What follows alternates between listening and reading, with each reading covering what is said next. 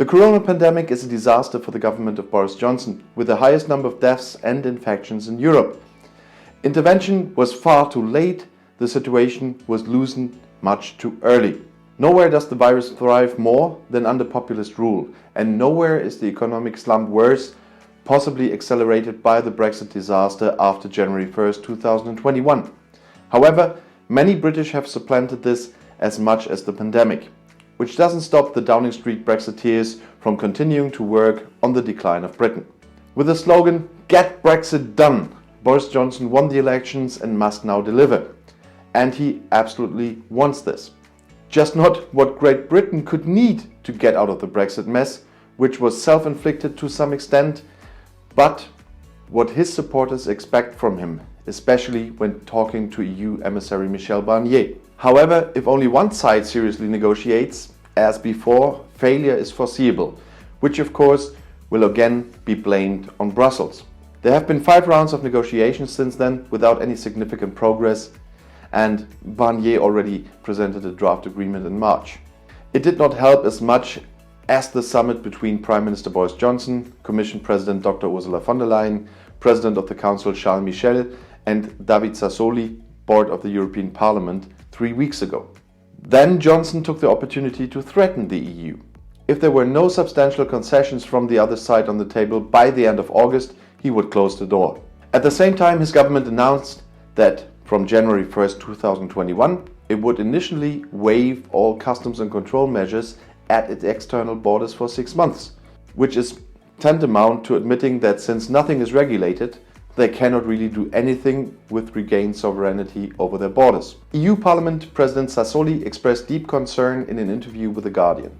The British apparently believed that they could enforce their will through threats and pure imposing behavior. He knew that EU leaders had given the negotiator maximum leeway, and Michel Barnier took advantage of this by repeatedly advocating clever compromises. Now, however, on June 30th, the opportunity to request a transition period extension beyond December 31st has expired. That would have been a U-turn to which Premier Johnson would have needed a legal authorization he didn't want. Now there are just under 4 months left to primarily agree on whether Great Britain complies with social and environmental standards that entitle it to continue trading in the EU's internal market. An agreement to this end has to be ratified in a lengthy process, which only seems realistic if it is formulated by, let's say, October 31st at the latest. However, this will hardly succeed. What bothers EU negotiators the most is the breach of trust, let's not say a breach of contract, that the British government is celebrating.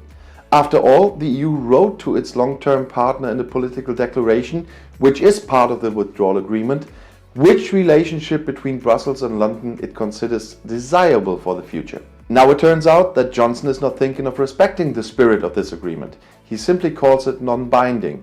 And at this point, because many Brexiteers always repeat the political declaration is not binding, the referendum was non-binding. It was just an advisory. So what is the difference between the political declaration and the referendum? All those Brexiteers insisted that the referendum has to be executed by Parliament. The Parliament didn't have to. And this political declaration is as non-binding as the referendum. But in this case, the Brexiteers don't want to fulfill any of it. And this is an indication that rational consideration do not seem to fit the political theology of populism. The controversial questions are certainly complicated, not least in technical terms, but they can be solved. For the EU, this is about jobs, the volume of trade, supply and value chains, market access, environmental and consumer protection. For the Brexiteers, it's all about symbols. Just keep in mind the dispute over fishing rights, and that really is just a symbol. And I'm still waiting for any Brexiteers to write something with facts in my comments. All I got day in and out when Brexiteers do comment on my videos, 99% just repeat headlines of the Leave campaign or what the government is spreading at the moment. But no facts, no figures, just headlines. And fishing currently accounts for 0.12% of Britain's economic output. Why can't the rights of EU fishing fleets in British waters and British fishermen's access to EU fish markets be quickly compromised? For the Brexiteers, only the motto seems to be important: to drive disturbing foreigners out of British waters.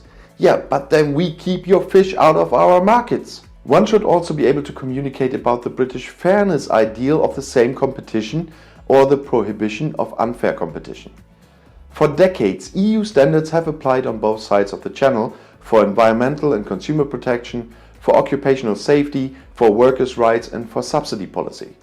The fact that they should suddenly no longer apply in Great Britain is due to the trade agreement that Johnson wants to conclude with the United States. Continuously applicable standards at EU level are an obstacle there. For the same reason, any agreement on financial markets and services is put on the back burner.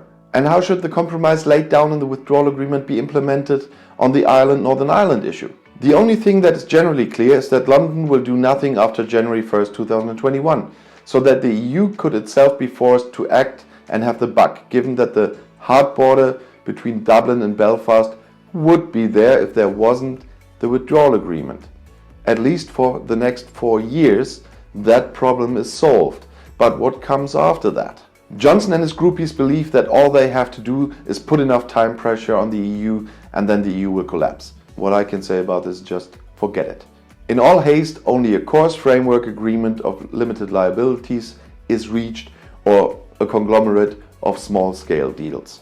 But the UK is making as little progress as it is with its preferred trading partners. An agreement with the United States should only be possible on Donald Trump's terms, and I made a video about the terms of the US government, what they demand in these negotiations.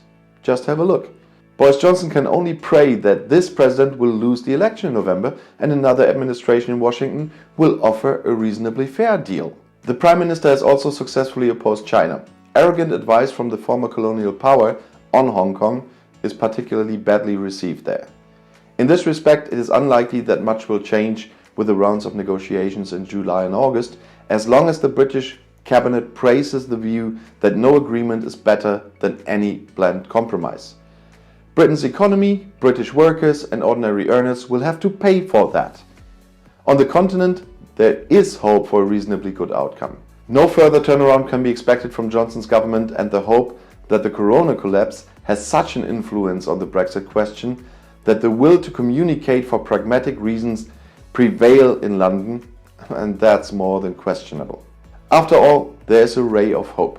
The country has an opposition with government prospects again since Keir Starmer led the Labour Party. But he cannot overthrow Johnson's disaster cabinet. So, God save Britain.